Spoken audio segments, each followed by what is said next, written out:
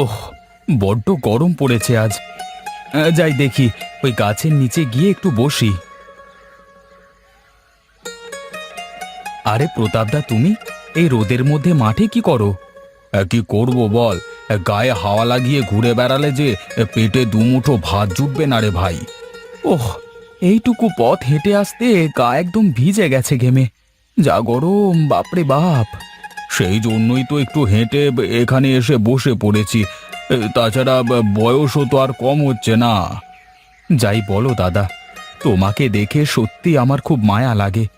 এখন যদি একটা ছেলে পুলে থাকতো তোমার। কত চেষ্টাই তো করলাম রে, কিছুই তো হলো না। তা না হলে এই বুড়ো বয়সে এই করে বেড়াতে হতো। তোমার আবার এত চিন্তা কিসের? বসে বসে খেলেও তো তোমার কোনো কিছু শেষ হবে না। শুধু কি এসবের নামই জীবন বলে? হ্যাঁ, আসলে সবই তার লীলা খেলা। দুনিয়ায় কেউ গরিব, কেউ ধনী, কেউ কাঙাল, কেউ আবার দুঃখী।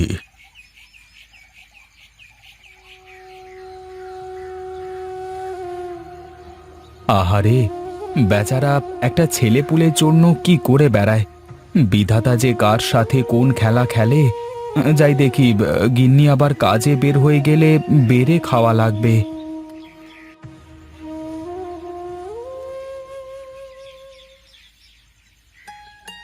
কই গো গিন্নি, কোথায় গেলে তুমি?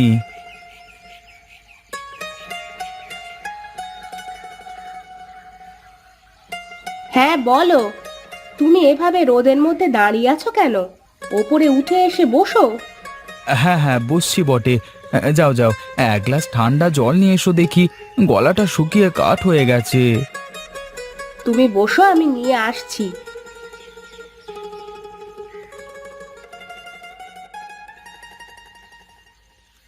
বাপ রে বাপ রে বাপ! রোদের কি তাপ! শরীর পুরো ঝলসে যাচ্ছে।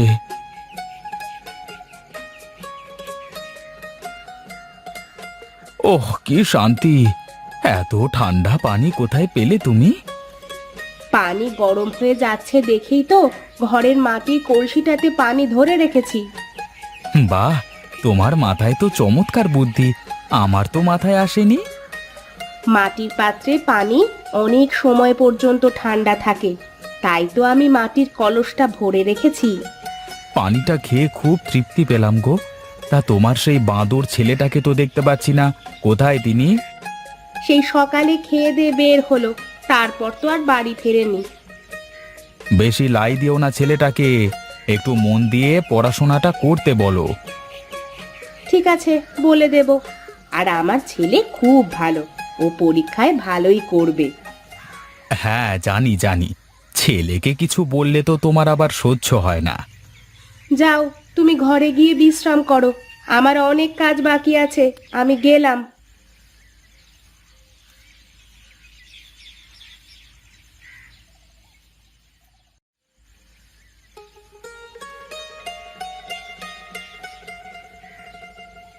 কি গো, তুমি এখনো শুয়ে আছো?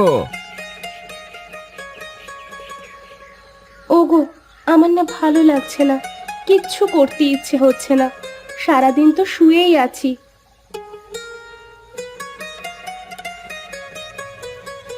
বাবা, মা না আজকে রান্না করেনি, আমাকে সকালে রান্না করা খাবার খাইয়েছে। সে কি কথা! তোমাকে আসলে কিছুই বলবার নেই জানো তো। কত করে বলি এসব বিলাসী জীবনযাপন ছাড়ো, দেখবে জীবন কত সুখের হয়। সুস্থ থাকবে তুমি। এই থামো তো তুমি, আমার কিছুই হয়নি। আমার কষ্ট বুঝতে হবে না তোমাকে। যাও, বাবা মেয়ে বসে একটু আড্ডা দাও, আমি রান্না করে দিচ্ছি।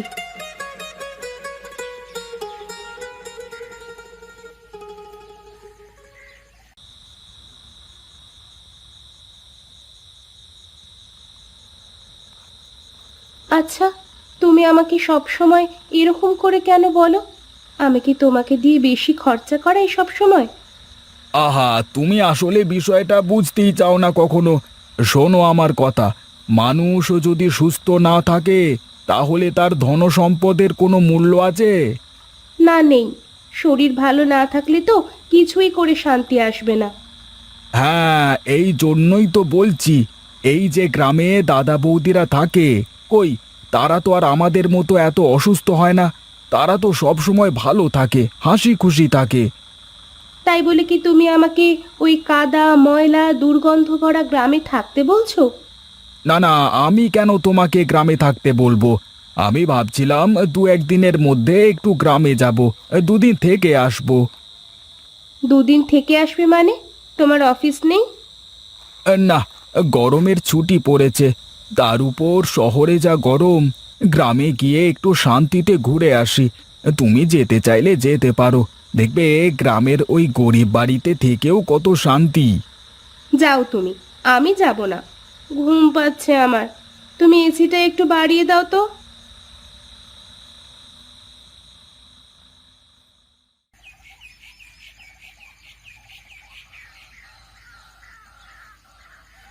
ভালো করে মুরগিগুলোকে খাওয়াও গিন্নি, কালকে মোহন বাড়িতে আসছে।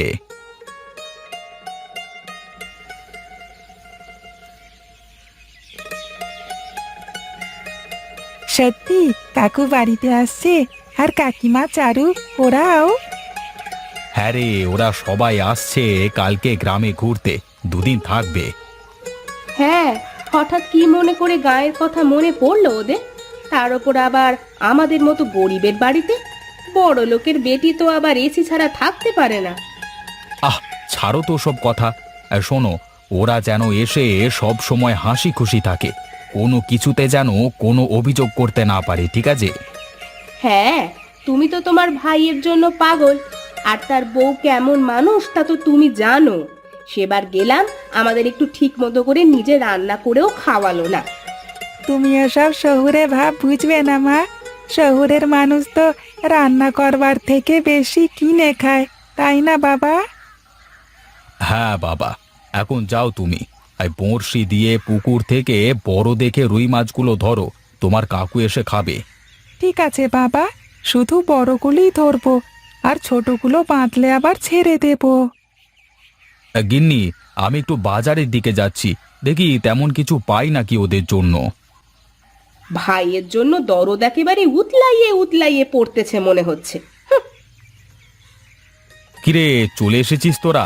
হ্যাঁ, আসতে কোনো অসুবিধে হয়নি তো? না দাদা, আসতে তেমন কোনো অসুবিধে হয়নি। ওই স্টেশন থেকে গাড়ি না পেয়ে হেঁটে হেঁটে এসেছি আর কি। উমা, সে কি কথা! এত পথ হেঁটে আসলে তোমরা? না না, ঠিকই করেছে। আরে কপাই বা পথ স্টেশন থেকে আমাদের বাড়ি। তোমরা কি এখানেই দাঁড়িয়ে গল্প করবে নাকি ঘরে যাবে শুনি? ও হ্যাঁ, আমি তো ভুলেই গিয়েছিলাম। এই কতদিন পরে মোহনকে দেখলাম। আর আমার চারুমা কেমন আছে? কোনো কথা বলছে না যে। আসলে ও নতুন জায়গায় গেলে একটু কম কথা বলে তো। শোন চারু, এটা তো আমাদের বাড়ি, মানে তোদেরও বাড়ি। চল এখন আমরা খেলতে যাই। না না না, এখন খেলতে যেতে হবে না। আগে একটু বিশ্রাম করুক ওরা, তারপর খেলবে। চলো, তোমরা সবাই ভিতরে চলো।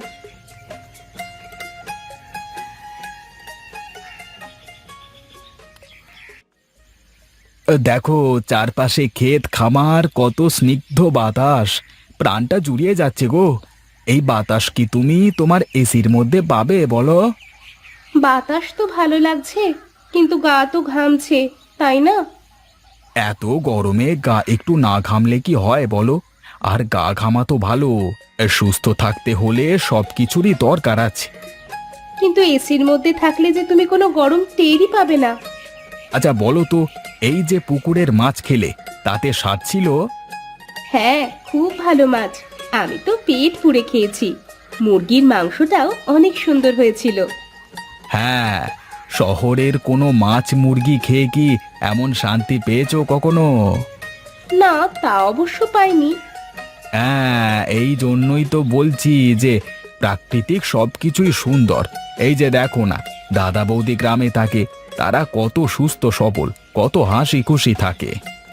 সত্যি, আমারও না এখন আফসোস হচ্ছে। আমিও যদি গ্রামে থাকতে পারতাম।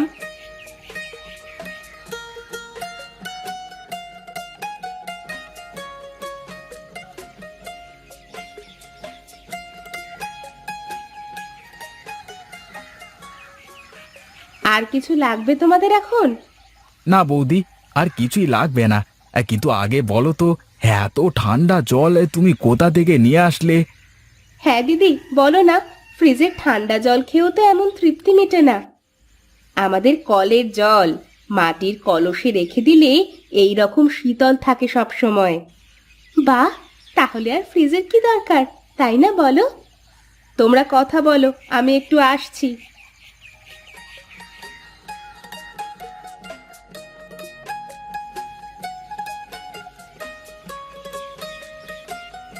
কি রে মোহন, এখনো গোসল করিসনি এই গরমের মধ্যে?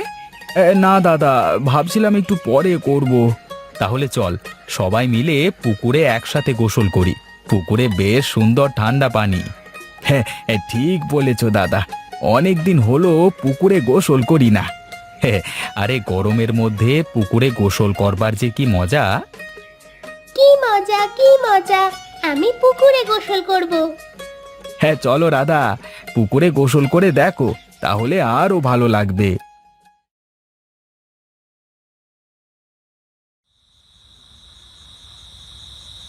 দাদা, একটা কথা বলবো তোমাকে। বেশ তো, বলে ফেল, কি বলবি? আমি আর শহরে থাকতে চাই না, ভাবছি গ্রামেই একটা কিছু করব, আর তোমাদের সাথে গ্রামেই থাকবো। কিন্তু তোমার বউ মেয়ে এরা কি গ্রামে থাকতে পারবে? আমি বলেছি দিদি, এখন থেকে আমি গ্রামেই থাকব। আমি সম্পদের ঘোরে অন্ধকারের মধ্যে ছিলাম। গ্রামে না আসলে ধনী গরিবের এত ঐশ্বর্যের মধ্যেও যে এত পার্থক্য থাকে তা জানতে পারতাম না। ঠিক আছে, তাহলে তো আর কোনো সমস্যাই নেই। বুঝলি মোহন, বিধাতা ধনী গরিব সবাইকে সমান চোখে দেখে। তাই তো ধনীরা টাকা খরচ করে এসির বাতাস খায়, আর গরিবেরা বিধাতার দেওয়া স্নিগ্ধ শীতল হাওয়া খায়। সত্যি দাদা, সুস্থভাবে বাঁচতে হলে এই গরমে এসি না, প্রকৃতির নির্মল বাতাসই দরকার। তার জন্য বেশি বেশি গাছ লাগাতে হবে আমাদের। বুঝলে কাকু, সেই জন্যই তো আমাদের স্কুলে শেখায় গাছ লাগান, পরিবেশ বাঁচান। একটি গাছ কাটলে 10টি গাছ লাগান।